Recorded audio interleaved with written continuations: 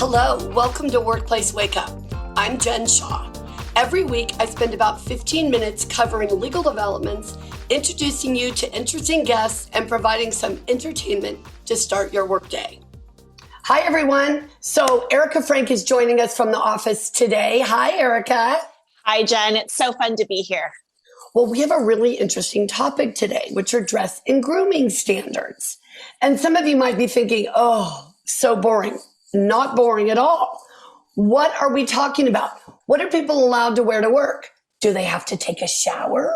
Are they required to wear deodorant? How much do they have to shave? Are they allowed to show tattoos? There's so much here to talk about. And it's funny, we've been talking a lot about remote work. And so people are choosing to wear their PJs, for example, when they're on a Zoom call and they don't show their face, right? Because they're thinking, I don't want anyone to know I'm here in my PJs. But we have a lot of employers who are now saying, you don't get to do that.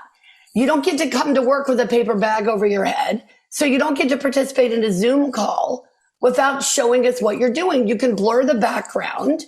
So we don't need to know where you are or what your house looks like, but we need to be able to see you to connect with you. So Erika, what kinds of questions are we getting in this area and why is it such a big issue? Oh my gosh. I mean, like the sky's the limit because there's so much to say. I mean, first, I think, how people looked and what people were wearing was the last thing that was on anybody's mind 2 years ago. And we all quickly went remote. And, initially, I think a lot of folks, including myself, made a really good effort to still look like we were in the workplace. You dressed up and had your suit on and hair and makeup all done. And then, slowly you start to hear about people who are dressing nicely from the waist up, not so much from the waist down. And oh my God, what did that create?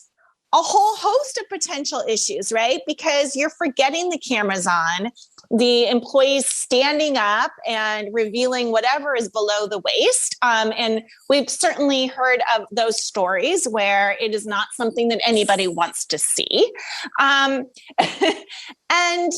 over time, I think that the standards really became more laxed and employers now are trying to rein that in. So for example, when we're on a Zoom call and we're meeting with clients and colleagues, there's still that level of professionalism that needs to be present. And of course, the word professionalism always has, the definition can vary, right? And this comes to when the legislature passed the dress and grooming practices law, particularly as it relates to hairstyles. And this notion of what does professionalism mean? And so it's definitely worth the employer's time to sit down and think about, well, what do we mean? So does that mean that an employee can be in a sweatshirt with a baseball cap during, a meeting, even a meeting with staff? I mean, is there an expectation that while you may be not in the physical workplace, you're still at work and therefore we do still want to see you with a buttoned up shirt or your no baseball caps, allowed, that sort of thing. Well, I think that's right, Erika. And one of the things we've seen employers do is respond to these new rules by putting like 5 pages in their employee handbook about what their dress and grooming standards are. And that's a mistake too, because we have folks who've said, oh, your skirt has to be no more than 2 inches above your knee. Oh, really? Who's going to measure that? As soon as you do that, you end up like a local district attorney's office where you get in a lot of trouble for making people come in so you can measure their skirt length. So there is a balance that employers need to have.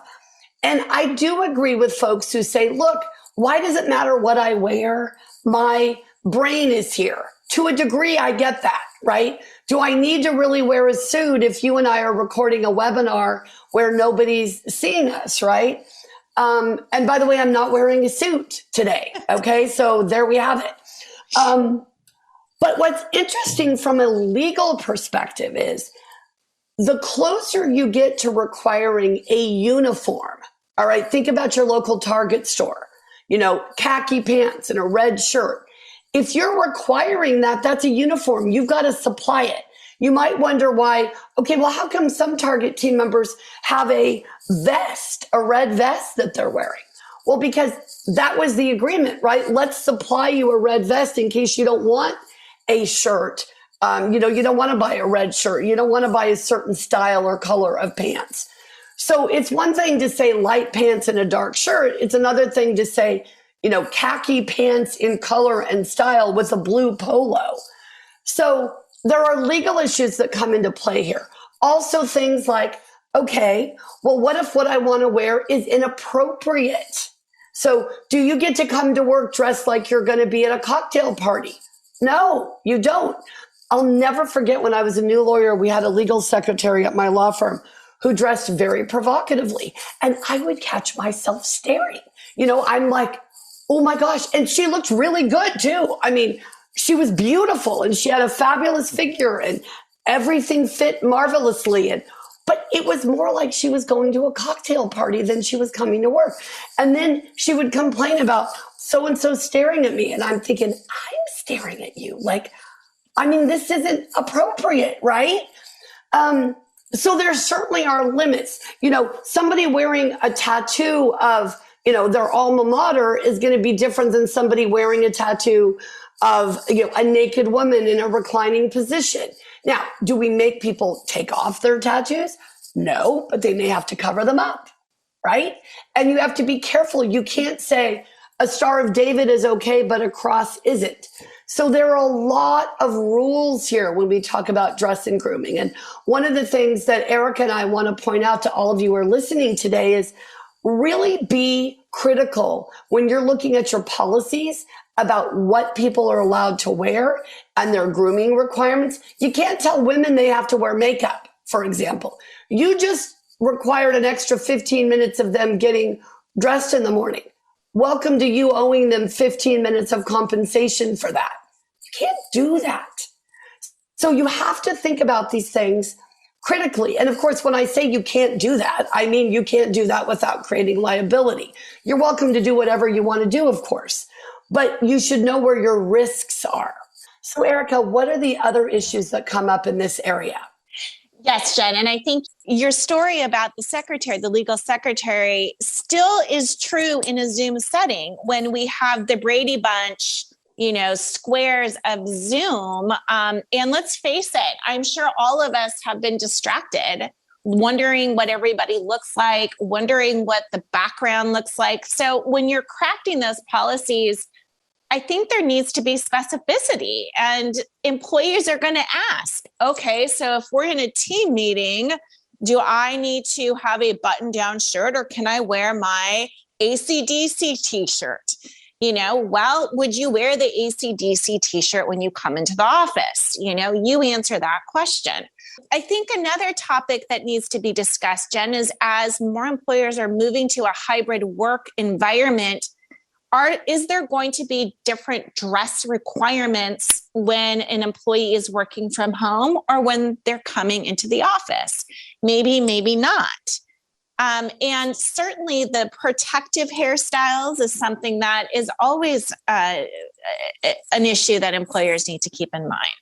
Well, and just to be clear for all of you, so we can be direct here, protective hairstyle is you can't tell someone, for example, they can't have braids, they can't have cornrows, they can't wear an afro, for example, right? And obviously different terminology is used for all of these hairstyles. So I hope I've used the right terminology. If I haven't, forgive me.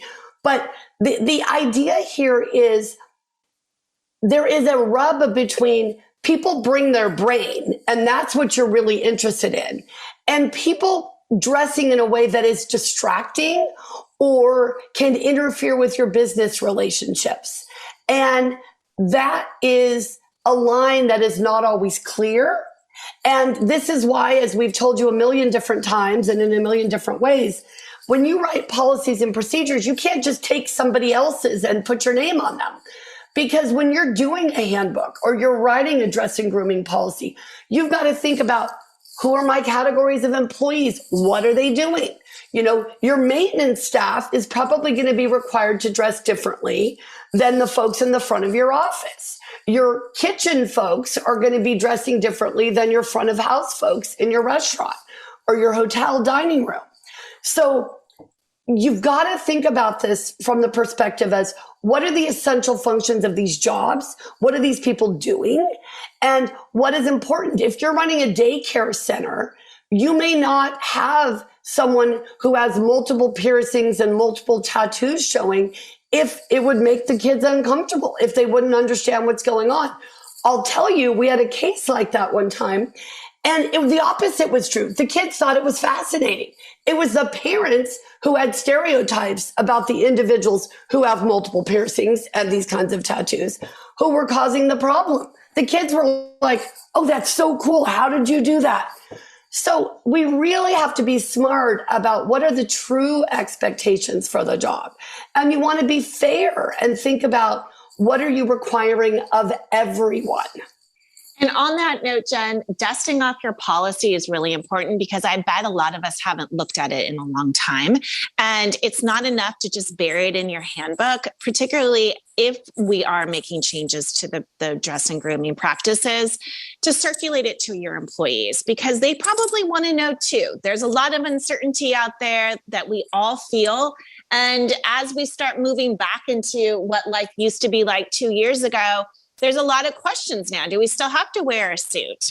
Can we have a more casual workplace? Can we wear jeans every day? So I think that the policy is critical. And I know you've talked frequently and we prepare handbooks for our clients all of the time. And it is certainly something that needs to be revisited if it hasn't already.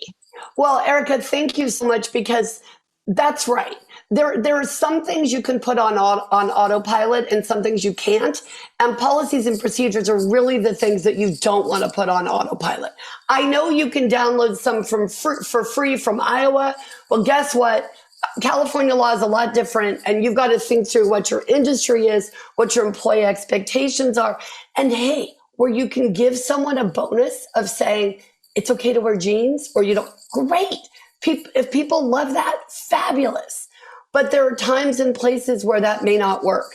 Erika, thanks so much for joining me today. Everyone, this is a very hot topic. So when you're done listening to this podcast, go look at your handbook, go look at your policies, and start thinking about the changes you need to make. If you enjoyed this episode and would like to spread the word, please share it with others, post about it on social media, and/or rate and review it. Of course, you can also follow us on LinkedIn, Facebook, and Twitter, and email us at info@shawlawgroup.com. Workplace Wake Up, including its guests and hosts, do not provide legal advice in this podcast. Do not act upon any of the information discussed in this podcast without consulting a licensed attorney in your jurisdiction.